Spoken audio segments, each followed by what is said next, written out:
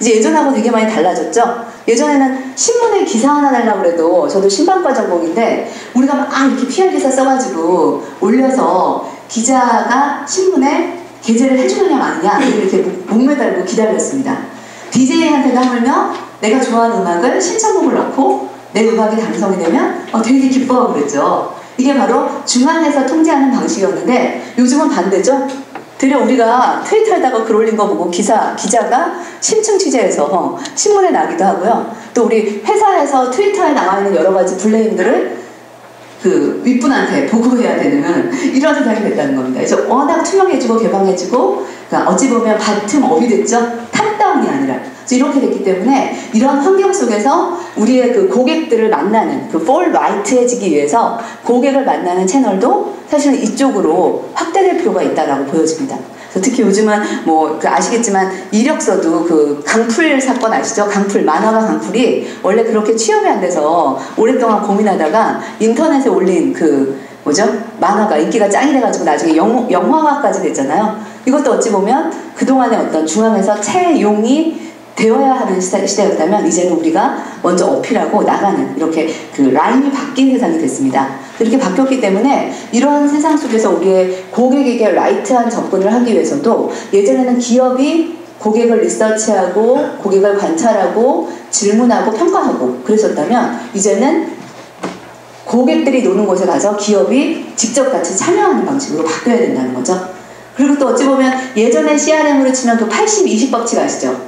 20%의 영향가 있는 고객이 80%의 수익을 좌우한다. 이게 핵심 불변의 법칙이었는데요. 이 소셜 CRM 시대에는 그게 안 맞기도 합니다. 엄밀히 따지면 되게 불리한 고객인데 그분이 안티 10만 양병하는, 상당히 블레임을 일파만파 전파하는 파워 트위터라고 한다면 하물며 우리 회사로 봤을 땐 불리한 고객이고 진상일 수 있지만 그분이 우리 회사에 크나큰 영향력을 끼칠 수 있다는 거죠. 이런 관점에서 이 소셜 CRM의 시대에서는 우리가 소셜이라고 하는 미디어를 통해 고객을 공부할 수 있는 새로운 광장이 하나 생겼다라고 보아야 하지 않을까 싶고요. 뭐 요즘 고객의 트렌드 특성도 너무나 잘 아시겠지만 점점 더 스피드하고 센서블하고 그리고 스마트해졌다고 하죠. 요즘 고객들이 되게 지각이 있고 안목이 있습니다. 딱 이렇게 그 올라가는 트위터를 보고 이 내용이 광고성인지 전략적인 건지 진정성이 느껴지는지를 판독하고 성찰해낼 수 있는 그런 그 고객들이기 때문에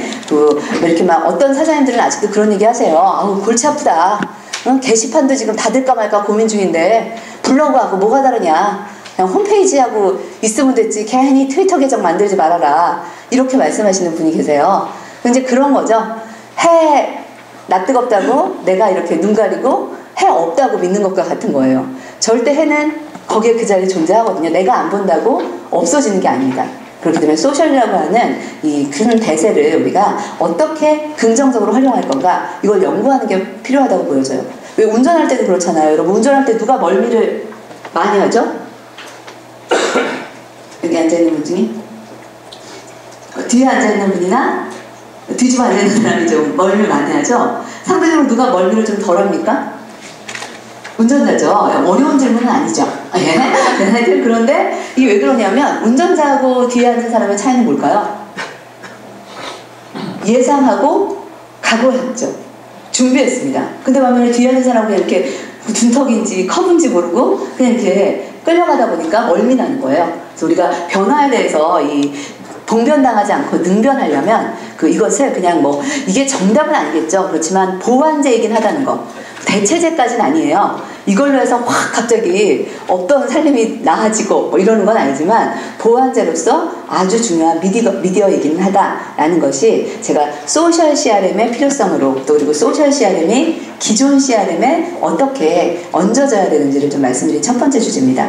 첫 번째 주제는 그 소셜 CRM, 바로 제가 오늘 말씀드리려고 했던 그 소셜 CRM이 그 일반 CRM과 뭐가 다른가라고 하는 첫 번째 질문에 대한 말씀을 지금 이렇게 해서 키워드로 드린 거예요. 세 가지입니다. 능동성 있는 고객들, 그리고 전파력이 강한 고객들, 그리고 고객의 광장이 이제 우리의 의도와 상관없이 생겼다는 거. 그래서 이 광장에서 우리는 폴 라이트해지기 전에 예전처럼 아까 그 녹취 사례처럼 이렇게 맨 땅에 헤딩하는 마음으로 직원도 속상하고 고객도 귀찮아지는 그런 CRM이 아닌 방법을 취해야겠다라는 것이 첫 번째 주제입니다.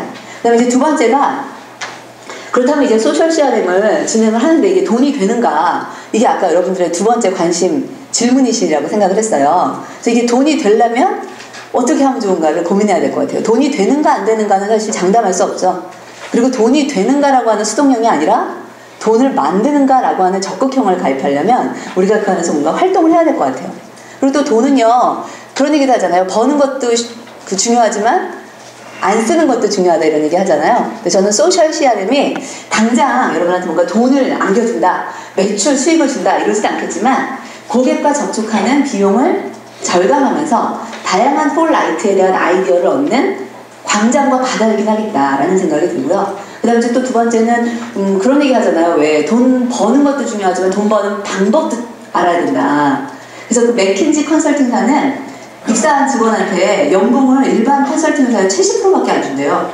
근데 안 주면서 뭐라고 얘기하냐면 우리 회사는 돈 버는 곳이 아니다, 돈 버는 방법을 배우는 곳이다, 이렇게 얘기했대요. 되게 자신 있는 회사인 것 같아요. 그죠? 근데 사실 우리 이 SNS, 소셜이 엄밀히 따지면 돈을 지금 당장 벌게 해주냐라고 여쭙는다면 아직 많은 그 효과가 바로바로 드러난 게 아니라 지금 막 유동적이고 많이 이렇게 변화되고 있는 시점인지라 돈을 벌게 하진 못할지라도 그 폴라이트에 되기 위한 비용 절감의 아이디어를 얻으시고 또 돈 버는 방법을 익히기 위한 고객들의 변화를 읽는 그런 자리는 될 거다라고 판단이 됩니다. 그래서 소셜 CRM에서는 세 가지를 하면 돈을 벌 수 있는 방법은 배울 수 있을 것 같아요. 그래서 거기에 첫 번째가 제대로 듣는 것.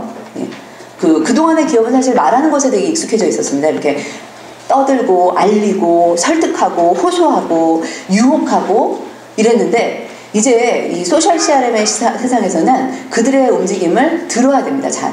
여기서 듣다의 영어가 제가 익스플로어, 탐색과 탐구죠. 이것이 필요하고, 두 번째는 이제 다 잘 들은 다음에는 그들에 맞는 것을 제대로 알리는 작업을 해야 되는데, 이제 그동안에 알린다도 대체로는 매료시키다, 매혹하다, 매혹적으로 뭔가 유혹하다, 끌어들이다, 설득하다, 뭐 이런 식의 그 고객에게 알리는 작업을 했었죠. 근데 요즘 고객들은 너무 똑똑해서요, 낚이는 거 싫어해요. 그리고 대놓고 꼬시는 거 싫어합니다. 근데 요즘은 이제 알리는데 어떻게 알리냐면 투게더, 함께 그들과 깨닫고 발견해 나가는 방식으로 해야 이 소셜 CRM 속에서 우리가 고객들한테 신뢰를 저버리지 않을 것 같아요. 그 다음에 세 번째가 어떻게 막을 것인가. 그래서 이 막는다라는 것은 아시겠지만 워낙 전파가 많이 되기 때문에 좋은 일만 알리는 게 아니라 나쁜 일이 안 생기도록, 또는 나쁜 일이 퍼지지 않도록 하는 게 중요하죠. 근데 이 막다라는 뜻의 다른 영어들도 되게 많았는데 뭐 방어하다, 감추다 이게 아니죠. 뭐예요? 리커버리, 회복시키는 겁니다. 이미 터진 불, 이미 엎질러진 물은 회복할 수 없거든요. 다만 이것이 잘 회복될 수 있도록 하는 그 태도, 이걸 통해서 그 고객들은 이 회사에 대한 이미지를 느끼고 또 그것에 전파되는 그 RT를 하는 과정 속에서 여러 가지 변화가 생깁니다. 그래서 제가 우리가 소셜 CRM을 통하여 돈을 벌 수 있겠냐라고 하는 두 번째 질문에 대해서는 이 세 가지 활동, ETR을 하면 조금은 그 벌 수 있는 방법을 깨달을 수 있는 기회가 될 거다라고 보여지는데 하나씩 좀 살펴보겠습니다. 우선 듣기. 듣기라고 하는 건 이제 우리가 크게 보면은 숫자적인 듣기가 있죠. 통찰, 통계 이런 거죠. 그래서 AT&T사 같은 경우는 제가 찾아보니까 이런 고객들의 변화들을 키워드로 이렇게 팔로잉하는 고객들의 변화들을 키워드로 검색을 해서 그 고객들이 어떻게 불만을 토로하고 대체로 몇 시대에 불만을 공유하고 그리고 RT하는 사람들은 대체로 20대인지 30대인지 그리고 주로 어떤 스타일들이 이렇게 서로 블레임을 나누는지를 계속 통계 측정을 합니다.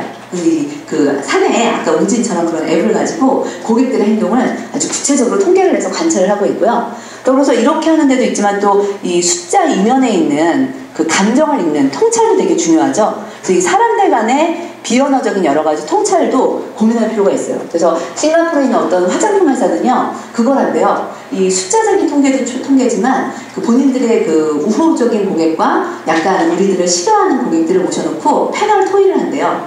그래서 그 패널 토의했던 소감문을 각자 그 자기의 트윗에 올리게끔 그렇게 한대요. 그리고 그것에 대해서 팔로워들이 어떻게 리액션을 하는지, 어떻게 RT를 하는지를 지켜보면서 반대자한테 더 많이 RT를 하는가, 그리고 반대자는 어떤 얘기를 우리 회사를 싫어하는가, 이런 정성적인 측면의 사람들의 행동들을 보고 그들의 또 팔로워들의 반응을 보면서 우리의 마케팅 방법, 또 우리가 소구해야 할 점, 또 우리가 보완해야 할 점을 찾는다고 합니다. 우리도 사실 고객의 말을 잘 듣는다는 거, 뭐 민심은 천심이란 말 하잖아요. 그 하늘의 뜻을 잘 알아야 되는데, 그런 것처럼 마케팅을 할 때에도 고객의 뜻을 잘 알려면 이런 소셜상에 있는 여러 가지 자료들을 잘 듣는 작업을 해야 될 것 같고요. 그 다음에 이제 더불어서 또 너무 정보에만 입숙하면 안 될 것 같아요. 저도 사실 맨 처음에 트위터 그 계정 만들고 이렇게 들어가서는 뭔가 싶었어요. 뭐 수다같이 계속 이렇게 이상한 글들, 말도 아닌 것들을 계속 올리는 것 같고, 이게 도대체 뭐야? 뭐가 있는 거야? 이러고 들어갔다가 이거 별거 없네? 이러고 그냥 때려치고 나올 거라고 생각했는데, 제가 이걸 쭉 공부하다 보니까 사실 우리 트위터나 이 소셜 속에서는 정보를 찾는 것도 있지만 사실은 그 이면에 있는 사람들의 행동을 읽을 필요가 있어요.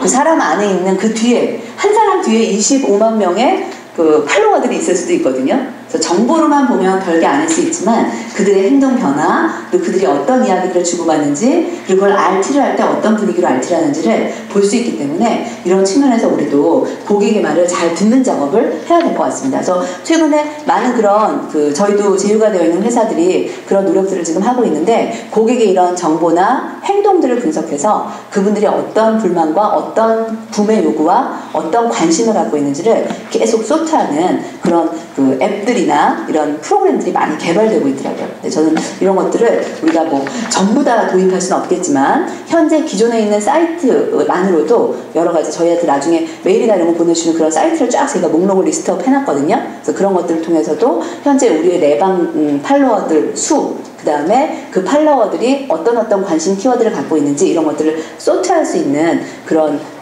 분석 시스템들이 많이 있더라고요. 그래서 그런 것들을 활용하실 필요가 있습니다.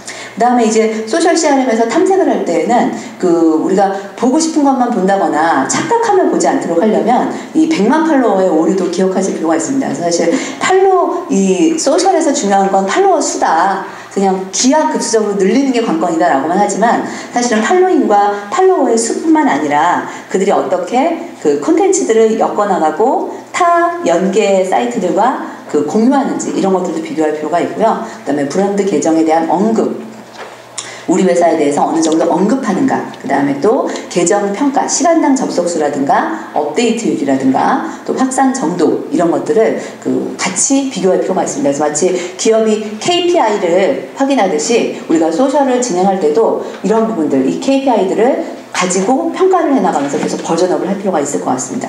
그래서 듣기라고 하는 측면을 좀 말씀드렸고요. 그럼 이제 두 번째가 알리기인데, 알리기는 대전제는 직접적인 광고를 되게 부담스러워하고 거부하죠. 요즘 고객들이 제일 싫어하는 게 낚이는 거라잖아요. 그래서 낚이는 거 싫어하기 때문에 그렇지 않게 되게 우회적이고 세련되게 해야 됩니다. 안 그러면 기업이 항상 뻔하고 지루했다, 기업 계정은 너무 자주 트위팅을 하는데 되게 자기네 회사 자랑만 한다, 뭐 이런 이유로 인해서 기업 계정에 언팔을 한 사례들이 너무 많이 있습니다. 그래서 우리가 되려 헤어졌던 남자친구, 사귀었던 남자친구랑 헤어진 다음에 더 안 보게 되잖아요. 연락 끊고. 그런 것처럼 이게 언팔되고 나면 진짜 버림받는 겁니다. 그렇기 때문에 버림받지 않도록 그냥 만드는 게 중요한 게 아니라 만들어서 어떻게 계속 관리하느냐가 더 중요할 것 같아요. 그래서 알리는 데에 대한 몇 가지 비법들을 좀 알려드리면, 우선 인격을 드러내라. 그래서 그냥 하나의 회사 계정으로 느껴지기보단 사실 트위터를 통해서는 소통하고 싶어하는 게 우리 트위터리안들의 욕구지 않습니까? 그렇기 때문에 최근에 뭐 각 은행사들도 뭐 류대리, 김대리 뭐 이런 식으로 이름으로 계정을 만들어서 소통과 그 다음에 또 서로 간과, 그리고 또 요즘 다들 되게 고독하잖아요. 페이스북 친구는 4,000명이지만 막상 이웃집 아저씨하고는 눈도 안 마주치는 상당히 그런 외로움과 고독함을 갖고 있기 때문에 어떤 정신적 돌봄, 이런 것들을 위해서라도 이 인격을 드러내는 트위터 계정이 필요하다라는 걸 첫 번째로 좀 말씀드리고요. 그 다음에 이제 두 번째는 개인 트위터들과 많이 소통하셔야 돼요. 왜 우리 얘기도 있지 않습니까? 식당도 맛있는 집 음식은 식당이 광고하는 게 아니라 손님들이 광고해 준다잖아요. 그래서 원래 개인 팔로워 한 명 한 명을 되게 소중히 여겨야 됩니다. 그래서 예전에는 그냥 하나의 덩어리로 보고 하나의 숫자로 봤다면 이제는 그 한 명 한 명 뒤에 2만 명이 숨겨져 있을 수 있다는 그런 가정을 하고 볼 필요가 있는데, 예를 들면 유아 킴벌리 같은 경우가 이 소셜 미디어를 만들었어요. 여성들만의 공간을 위한. 그래서 여기서 뭐 신체적인 변화라든가 성적인 문제라거나 아니면 여러 가지 고민들이 있죠. 뭐 출산, 뭐 이런 임신 이런 것들을 서로 나눌 수 있는 사이트를 만들어서 거기에서 댓글을 기업이 다는 게 아니에요. 자기들끼리 나누도록 하는 거죠. 그래서 집단 지성이 발현될 수 있게끔 개인 팔로워들이 서로 트윗을 읽고 질문할 수 있도록 만들었고요. 그리고 한 달에 한 번씩 이제 이 유아 킴벌리는 거기 댓글 잘 다는 사람, 파워 트위터한테 상품을 보내줍니다. 그래서 한 달에 3명 정도를 뽑아서 보내준대요. 그랬더니 서로 막 고민 있으면 저도 그런 적 있어요. 그럴 땐 이렇게 남자친구를 버리시면 돼요. 막 이러고 서로 공유를 하면서 되게 많은 로열티 있는 고객들을 확보했다는 이야기가 있습니다. 그 다음에 또 그 밖에도 여러 가지 중에 재미와 정보를 제공하라. 그래서 트위터리안들이 되게 안목이 있어요. 그래서 딱 보면 알아요. 이렇게 눈치가 빨라갖고 이게 광고인지 진정 어린 하소연인지도 빨리 알아차리죠. 그런 예로 재미와 정보를 주되 그것이 진정성이 느껴지는 게 참 중요할 것 같아요. 그래서 일례로 여러분 지금은 안 하나요? 케이블에서 나왔던 텔레비전 중에 Once Upon a Time in Century, 그것을 제작한 마케팅 담당자가 시조를 만들었대요. 이렇게 뭐 홍보에서 마케터로 업무 변동 한 달 만에 다크서클 턱밑까지 다이어트 필요 없네 뭐 이래가지고 이걸 올린 거예요. 근데 이걸 보고 사람들이 너무 재밌기도 하고, 이 같은 직장 생활의 애환이잖아요. 여기 보면은 TVN의 생초리는 금요일 밤 11시네, 11월의 5일이네 금요일 밤 11시네, 하이킥의 김병욱이 TVN과 사고치네 뭐 이렇게 하고, 검색 순위 상승 다크서클 상승 이러면서 이렇게 본인들의 어떤 광고를도 되고 또 본인의 직장인으로서의 애환을 담은 시조를 이렇게 보냈더니 사람들이 이걸 보고 아주 약간의 동정과 이 진정성이 느껴져서 RT가 많아져가지고 시청률이 확 대박 올랐다는 그런 얘기가 있어요. 여기서 보면 되게 재미와 그 다음에 정보를 주는데 그 안에는 진정성이 있었기 때문에 된 것 같다라는 거죠. 그래서 우리도 막 이렇게 약간 고객을 어떻게 낚아보고 어떻게 이 고객들한테 뭘 팔아볼까 이런 접근이 아니라, 아까 인간미 얘기했는데 진정 어린 나의 인간된 어떤 아픔과 공감할 수 있는 이야기들, 이런 것들이 소통되어야 된다라는 겁니다. 그 다음에 이제 뭐 참여를 유도하라. 그래갖고 예를 들면 갭스 자동차래요. 청바지. 이 회사는 갭스에 내방하여 있는 매장에 와서 청바지를 고르던 분들 중에 기다리다가 잠깐 짬이 날 때 갭스 매장 안에 있는 PC에 페이스북에 좋아요를 클릭하면 좋아요 클릭한 분 중에 당첨해서 청바지를 주겠다, 이런 프로모션을 했어요. 그랬더니 막 사람들이 청바지 받으려고 전국에 있는 매장에 그 시점에 한 10여 분 만에 거의 뭐 5만 명 넘는 분들이 좋아요를 눌렀다고 하는 그런 얘기가 있거든요. 이처럼 오프라인 매장과 병행해서 그들이 직접 참여하고 할 수 있게 이렇게 했다는 예제도 있고요. 그 다음에 또 진솔한 인간미를 만들어라. 미포머적을 흉내내라. 그래서 미포머적이라는 건 나라는 의미고, 포멀은 이제 인포메이션의 약자인데 내가 정보를 주는 사람인 거죠. 요즘은 많은 팔로워를 확보하고 있는 그런 파워 블로거, 파워 트위터들이 본인들의 여러 가지 선 경험했던 구매 후기 뭐 이런 거죠. 사용 댓글 뭐 이런 것들을 공유하는 그런 일들을 많이 하는데, 이런 게 또 신뢰성이 되게 있잖아요. 기업이 얘기하면 지자랑 같은데 사용해보고 얘기하는 건 간증이니까 그건 엄청난 차이가 있는 거거든요. 그래서 이 미포머 파워가 되게 세서 이회수 씨가 워낙 파워 트위터리언이잖아요. 그래서 이분은 BBQ하고 마케팅 협약을 체결하셨대요. 그래가지고 내가 한 달에 4번 정도 BBQ에 대해서 언급을 하면 1,000만 원을 지급을 하는데, 그걸 이회수 씨 지갑에 넣는 게 아니라, 그럼 이회수 씨 읍섭이니까 이회수 씨가 어떻게 했냐면 기부해라. 전에 농촌 청소년들한테 기증하는 걸로 해서 이것 때문에 BBQ는 기부라고 하는, 익스체인지라고 하는, 도네이션이라고 하는 그런 혜택 때문에 회사 이미지도 좋아지고, 이회수 씨는 본인이 하면서 BBQ 얘기함으로 인해서 또 다른 기부를 할 수 있게 돼서 여러 사람이 좋은 그런 효과가 있었다고 합니다. 그 다음에 이제는 링크만 걸지 말고 코멘트를 하라. 그리고 트윗의 개성을 살려라. 그래서 필립스 같은 경우는 우리 고객들이 필립 대 태양, 필립 대 PC 뭐 이렇게 필립스라고 하는 상품에 대해서 나는 무엇과 비교하여 어떻게 느끼는지를 이렇게 각자 창의적인 아이디어를 경진대회처럼 받아서 그걸 가지고 또 상도 주고 이런 식으로 해서 재미와 개성이 느껴지는, 그리고 각자의 다양한 시각을 취합하는 이런 것도 소셜에서 진행을 했었습니다. 그 다음에 뭐 코카콜라 같은 건 이렇게 업무와 관련된 거, 광고랑만 관련된 것이 아니라 고객들의 일상에 여러 가지 소소한 이야기들을 서로 공유함으로 해서 재미를 나누는 이런 활동들을 하면서 매혹적인 트윗, RT하고 싶은 트윗, 그리고 계속 언팔하지 않고 싶은 계정이 될 수 있도록 여러 가지 매혹적인 활동들을 했다고 합니다. 이렇게 RT를 하는 거, 그러니까 알리기를 하는 거. 그래서 기존에 우리가 4P 너무나 알고 있는 고전적 마케팅 이론에 덧붙여서 이제는 이 네 가지, 어떻게 고객에게 경험을 선사할 것인가, 그리고 어떻게 기부하며 나눌 것인가, 그리고 어떻게 적재적소에 미디어를 동시에 활용할 수 있는 에브리웨어를 할 건가. 그래서 아까도 왜 스마트폰, 그 다음에 매장, 그리고 또 전화한 직원, 그리고 또 내가 보는 트위터, 이런 여러 가지 것 속에서 모든 곳에 노출되어 있는 통합 미디어라는 거죠. 그래서 이게 대체가 아니라 보완이고 다양한 노출이라고 하는 접근으로 가야 될 거라고 보여지고, 마지막에 에반젤리즘은 전도, 뭐 좋은 일, 인류에 공헌하는 일에 대해서 서로 사명감을 갖는 거죠. 그래서 일례로 도브라고 하는 화장품 아시죠? 비누. 그 회사는 그런 걸 했어요. 이 내적 뷰티, 이너 뷰티라고 해서 화장 너무 진하게 하는 걸 반대하는 그런 사진을 캠페인으로 만들었어요. 그래서 여기에 보면 여자가 얼마나 변장하면 얼굴이 확 달라지는지를 보여주는 그런 사진을 딱 보면서 이것을 모든 사람한테 나누어서 화장 적게 하고 공해에 맞고, 그리고 보다 더 우리가 내적 아름다움을 추구하는 사람이 되자, 이런 회사의 이미지를 향상시키되 상품하고는 전혀 무관한 그런 여러 가지 전도 활동을 통해서 기업의 이미지를 상당히 바꿔놨다고 합니다. 그래서 이런 것들이 바로 매혹적인 트윗이라는 아이디어가 되지 않을까 싶고요. 그래서 이렇게 해서 여러분과 알리기 말씀드렸고요. 이제 마지막으로 막기, 리커버리, 어떻게 그것을 이렇게 회복할 것인가.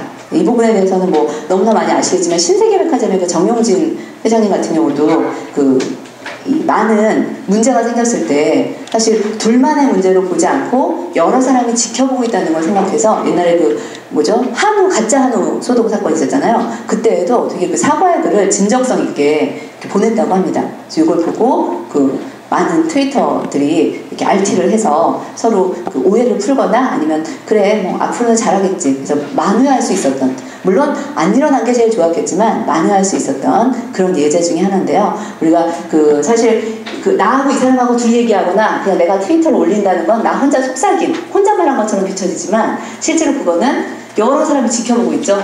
그리고 지켜보고 그들하고 둘이 답변하고 주고받는 것도 계속 남들이 구경하고 있어요. 마치 쌍구경, 불구경하듯. 그래서 엄밀히 따지면 트위터 안에서 소통하는 것은 나하고 두 사람, 나 혼자의 속삭임이라고 원하더라도 그러면 안 돼요. 그래서 뭐 예전에 어떤 분이 왜 내 트위터를 나의 허락도 없이 RT했냐, 고소하겠다, 뭐 이런 얘기를 했다는데 좀 이상한 분이에요, 그분.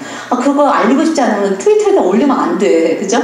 트위터에 올렸다는 건 이미 RT를 합의했다는 겁니다. 그렇기 때문에 우리가 어떤 태도로 임하느냐, 이 문제가 생겼을 때, 그리고 또 사실 문제라는 것도 문제지만 그 문제들을 어떻게 대처하느냐를 보면 되게 그 기업의 문화를 알 수 있잖아요. 말이라고 하는 것은 이게 메시지도 있지만 톤도 있는 거거든요.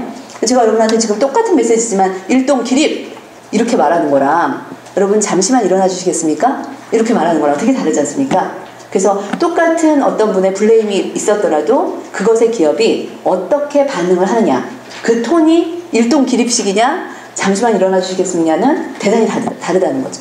이런 측면에서 섬세한 사실 이런 블레임에 대한 막는 작업이 같이 수반되지 않으면, 잘못하면 일파만파 퍼질 수 있는 악영향을 끼칠 수 있는 그런 잠재력을 갖고 있다는 얘기를 하고요. 그 다음에 막기에서 뭐 예제가 여러 가지 있지만 좀 실험해서 말씀드리면 IBM 같은 경우 그래서 이 리커버리를 위한 계정을 한 50개 정도 신설해서 운영을 하고 있고요. 그 계정 안에는 회사 이름으로가 아니라, 익명이 아니라 IBM의 누구, IBM의 지은정, IBM의 뭐 난선 이런 식으로 그 직원의 이름을 딱 이렇게 올려서 그분이 직접 고객한테 응대하는 식으로 그렇게 하고 있고, 뭐 이건 제가 찾다 보니까 에밀레도 에밀레 보냈더니 보신각이 딩딩딩으로 답이었어요. 이렇게 무생물도 삼을며 서로 유기명으로 하는데 우리가 이 무기명으로 하면 안 되겠다. 그래가지고 기업 계정도 그냥 우리은행 하나가 아니라 우리은행의 누구로 고객한테 개인적인 의견과 회사를 대표하는 의견을 좀 분리해서 할 수 있게끔 하는 그런 가이드라인을 만들 필요가 있습니다. 이런 활동들을 통해서 리커버리 하는 거 이게 필요하다라는 거 말씀드려서요. 우선 소셜 CRM의 세 가지 활동 바로 탐색, 듣기와 어떻게 알릴 것인가 매혹적으로, 그리고 마지막으로 어떻게 회복할 것인가 말씀드렸고요. 이제 마지막으로 그럼 이제 어떤 활동을 하면 되냐, 이제 기존의 CRM하고 뭐가 다른지 얘기했고요. 그 다음에 돈이 되는가 얘기했고, 마지막으로 그럼 내가 이런 여러 가지 사례를 통해서 봤는데 뭐부터 해야 되느냐라고 하신다면 실천을 위한 세 가지 질문이 있습니다. 먼저 누구를 타겟팅할 것인가. 그래서 우리의 고객들이 어디에 있는지가 참 중요하거든요. 사실 동네 학교 문방구의 VIP는 누굴까요? 주민을 자꾸 까먹는 어린이입니다. 그죠? 주유소의 VIP는 비싼 자동차가 아닐지도 몰라요. 어찌 보면 영업사원, 제일 기름 많이 쓰는 이동이 많은 영업사원이 VIP일지 몰라요. 그래서 우리가 돈 많은 사람이 다 VIP가 아니라 우리 회사 상품의 VIP가 누군지를 규명할 필요가 있어요.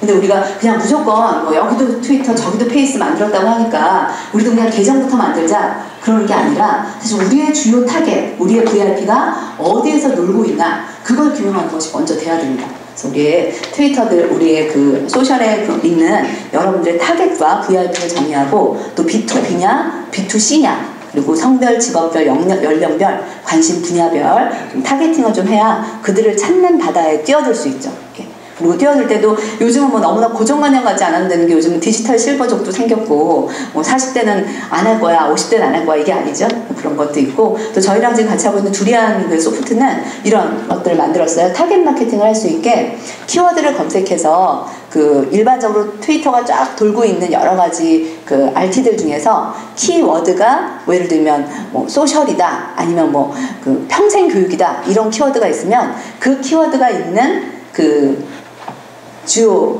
팔로워들만 쭉 뽑는 거예요. 그래서 그분들한테 별도로 멘션을 보내요. 그래서 그분들한테 저희가 뭐 이런 행사가 있습니다, 와서 한번 교육 들어보시겠습니까? 이렇게 해서 멘션을 보내면 그분들의 이제 리액션, 반응이 오는 거죠. 그래서 이렇게 타겟을 소트해서 보내야지 무조건 보낸다고 다 되는 건 아니라는 거죠. 그래서 이렇게 해서 실제 반응률을 측정해 보니까 그 대기업이 자사 팔로워에게 요청해서 설문을 썼던 경우는 리액션율이 1%였어요. 근데 그 인지도 없는 신생기업, 사실 신생기업이니까 회사로 치면 되게 작은 회사니까 인지도 없어서 안 믿을 것 같지만, 신생기업이 타겟팅을 해서 그 소트를 한 타겟한테 메일을 보냈더니, 멘션을 보냈더니 요청한 설문의 답변이 19%였다는 거죠. 이걸 봤을 때는 그동안 왜 대기업 브랜드 인지도 때문에 아카데미를 만들어도 삼성을 붙여야 될 것 같고, 왠지 대기업 브랜드를 얹어가야 되지 않으면 저희같이 작은 회사들은 살아남을 수 없다, 이런 절망감을 가졌었는데, 이런 결과를 보고 되게 희망을 가질 수 있게 됐습니다. 그래서 그러잖아요. 아까 하나은행 말씀하셨는데 그 가진 게 많은 분들은 못 바꿔요. 근데 우리는 잃을 게 없기 때문에 우리는 시도해볼 필요가 있을 거다라고 저는 생각합니다. 그래서 이렇게 후 누군가를 디파인하는 작업이 필요할 것 같고요. 목적이 무엇인가, 이제 여러 가지 목적들 시간관계상 생략하는데, 고객 확보냐, 유인이냐, 고객 관리냐, 아니면 이미지 구축이냐, 이런 여러 가지들을 같이 고민해볼 필요가 있을 것 같아요. 그래서 ABC마트는 그 운동화 이 트위터에 페이스북에 좋아요를 하면 500원씩 기부할 수 있게 뭐 이런 걸 하고 있고요. 다양하게 요즘 청소년들이나 대학생들이 운영하는 그런 캐주얼 브랜드 이런 회사들도 지금 이 소셜을 통하여 그 고객들에게 우호도 있는 마케팅을 펼칩니다. 근데 저는 이게 순서상 뭐가 먼저다, 뭐가 나중이다 라고 볼 수는 없겠지만, 맨 처음부터 판매 창구로 활용되는 건 좀 조심스럽지 않나 이렇게 보고 있고요. 반면에 그것이 아주 적합하게 프로포절 되면 또 다르죠. 예를 들면 델 컴퓨터 같은 경우는 이렇게 델 아울렛이라는 트위터를 만들어서 그 적당한 내가 원하는 예산과 내가 사용하는 용도를 얘기하면 거기에 맞는 상품을 아주 딱 맞춤으로, 마치 친정언니가 챙겨주듯 그렇게 상품을 딱 세팅해서 보내준대요. 이렇게 하니까 판매용이지만 고객한테 민폐가 안 되는 이런 식으로 사용이 됐다고 합니다. 그래서 우리의 트위터, 이 소셜이 어떤 목적으로 사용이 돼야 될지를 좀 판단해 볼 필요가 있고요. 마지막으로 어디다 할 거냐, 페이스북에다 할 거냐, 트위터에다 할 거냐. 특히 이 두 가지는 뭐 차이는 아시겠지만 이쪽은 좀 친밀한 커뮤니티 쪽이고 이쪽은 확장과 알리는 쪽이잖아요. 저는 이 두 가지로만 할 것이 아니라 병행돼야 될 것 같아요. 아까 갭처럼 매장과 트랜스 해야 되고, 미디어가 트랜스 미디어가 돼서 같이 컨버전스 하지 못하면, 잘못하면 이게 그냥 인터넷상에서만 떠도는 정말 그런 팔로워와 숫자에 불과할 뿐이기 때문에 어떻게 오프와 만나나가느냐, 그리고 어떻게 또 다른 미디어, 매스 미디어, 아까 고현정 씨처럼 광고와 신뢰성을 만들어 나갈 것이냐는 우리의 화두일 것 같습니다. 제가 나머지 못다한 얘기는 나중에 좀 저희 트위터나 페이스북 통해서 하고, 저희가 마침 저희 부원장님이 얼마 전에 스마트 커뮤니케이션 책을 내셨어요. 오늘 주제랑 너무 맞아서 이따가 저희 직원이 명함 주시면 저희가 좀 많이는 못 갖고 왔지만 25권 정도 있으니까 책도 받아가시고요. 저희 뉴스레터도 좀 가져가시면서 나중에 또 연락 주시면 저희가 교육 프로그램, 이런 소셜과 관련된 상담하는 직원, CRM 직원들 교육도 많이 하니까 많이 관심 가져주십시오. 감사합니다. 네.